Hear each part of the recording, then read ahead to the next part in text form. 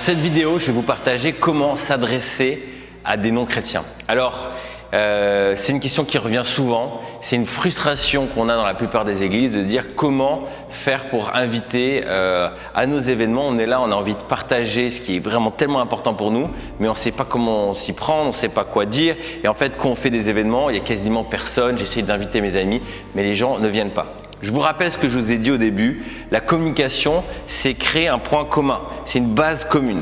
L'enjeu qu'on a, c'est que dans leur oreille, quand on les invite à un événement, en fait, on est à des années-lumière de leur réalité et il n'y a pas de base commune. Donc moi, ce que je vous invite à faire, c'est à réfléchir à tous les points communs qui sont comme des bases d'interaction.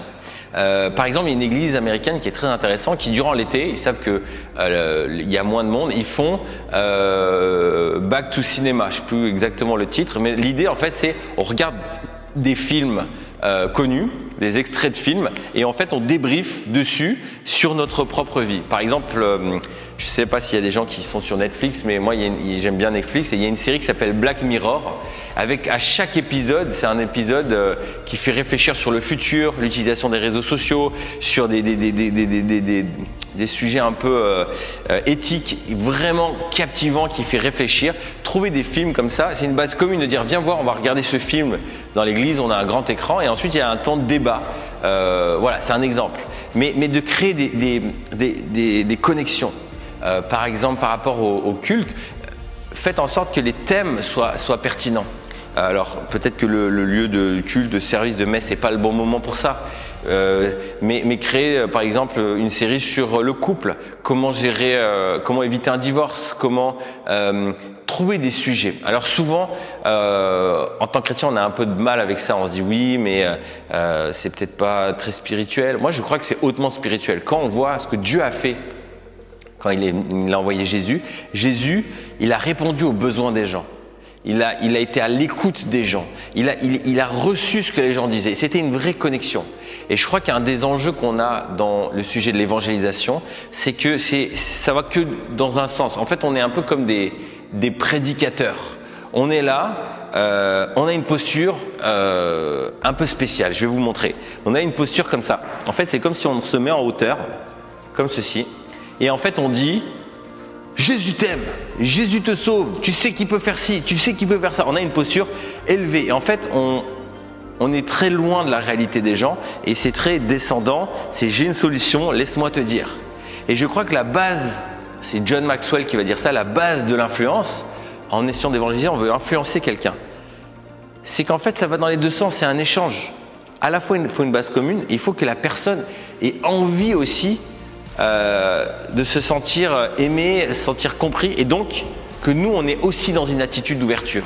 Si on est juste dans une attitude de je te dis quoi faire et laisse-moi te dire ou moi j'ai la solution, ça aura peu d'impact. Alors que si on est à l'écoute, ce sera tout différent. La posture, c'est plutôt une posture complètement différente, pendant que le caméraman s'adapte, et là je ne montrerai plus sur la table, une posture de je te parle, tu me parles et je suis sincèrement à l'écoute. Je ne suis pas en train de réfléchir à ma prochaine argument de ma formation d'évangélisation en 4 points sur sortir les 4 versets. C'est pas du tout ça. J'écoute. Moi, quand je regarde à Jésus, il était ému de compassion, il était à l'écoute des gens. Il avait un réel intérêt pour ce qu'il disait. Il essayait de voir qu'est-ce qui était vrai derrière ce qu'il ressentait.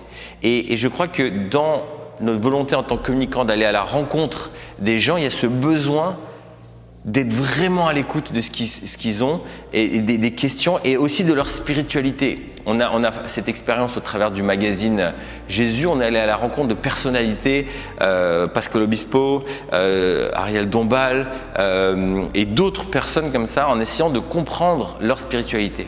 Jésus, il était à la rencontre de gens qui n'étaient pas dans le cadre de l'église. Et je crois que là où on se loupe, c'est qu'on veut aller à la rencontre de gens qui n'ont pas notre culture. Donc on n'arrive pas à créer de base commune. Et en plus de ça, on a juste envie de leur dire ce que nous on en pense, mais ça ne va pas dans les deux sens. Et je crois que si on a une attitude où on a aussi envie qu'ils nous apprennent, ça va beaucoup aider. Maintenant, concrètement, différentes pistes. Je partage cette expérience où une fois j'étais à l'église et j'ai été invité par un musulman qui était là de visite et qui me dit « ça te dirait vendredi de venir à la mosquée ?» Et moi, moi, j'étais dans le flow de l'action, dans la discussion. Je dis ouais, pourquoi pas. Donc il m'invite, il prend en échange de numéro. Et puis le lendemain matin, il m'envoie un SMS. Il dit bon, bah alors rendez-vous vendredi à 13h pour la mosquée. Moi, je suis hyper. D'un coup, ça devient concret. Et donc là, j'ai été à l'inverse, c'est-à-dire dans la posture inverse, la posture que la plupart des gens ont quand moi je les invite. Du coup, je me suis mis à stresser, plein de questions. Est-ce que je vais devoir enlever mes chaussures? Est-ce que je vais être le seul à parler français? Est-ce que je vais devoir m'agenouiller? Est-ce que je vais avoir en gros les fesses de quelqu'un en face de moi quand je me baisse? Enfin, toutes ces questions-là qui m'ont en gros assailli. Est-ce que je vais être bien perçu? Est-ce que je vais comprendre? Et donc, qu'est-ce que j'ai fait? Je suis allé sur leur site internet. Sauf que sur leur site internet, il n'y avait qu'une photo du bâtiment à l'extérieur et ça ne m'a pas du tout rassuré. Donc là, c'était dans le cadre d'une invitation personnelle et en plus de ça, j'avais aucun intérêt en fin de compte à y aller. Il m'a pas dit tu verras, il y aura ça ou je vais. En fait, j'étais un peu livré à moi-même. Il me dit viens. Alors là, c'était plutôt à titre culturel, mais j'avais trop de questions.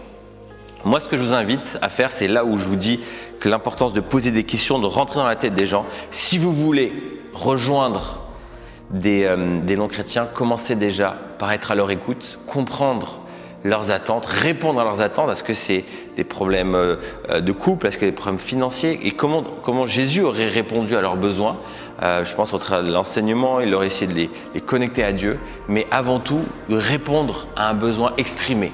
Vous voyez la différence entre un besoin exprimé et un besoin non exprimé. Nous, souvent, on s'adresse à des besoins non exprimés. Nous, on sait qu'ils ont besoin de ça, mais en réalité, eux, ils en sont que là, en fait, dans leur réflexion.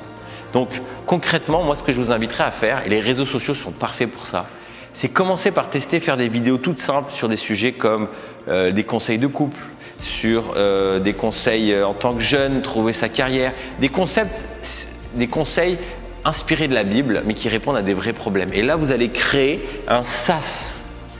Et ensuite, pourquoi pas faire des événements autour de ces sujets-là? Si vous avez du monde qui vous suit, rendez-vous vendredi soir pour ça. Et en fait, vous créez une base commune et vous commencez à préparer aussi le sujet, la spiritualité dans tout ça. Et là, il y a une connexion qui se crée. Et en plus de ça, si vous actionnez de la diffusion, donc il va y avoir du monde qui va en entendre parler. Si vous faites des vidéos, vous pourriez aller faire des articles aussi sur d'autres journaux, sur des magazines, faire des interviews, des radios. Après, vous diffusez votre contenu. Voilà, je vous laisse avec ces pensées pour pouvoir atteindre un public de non-chrétiens. Je vous dis à très vite.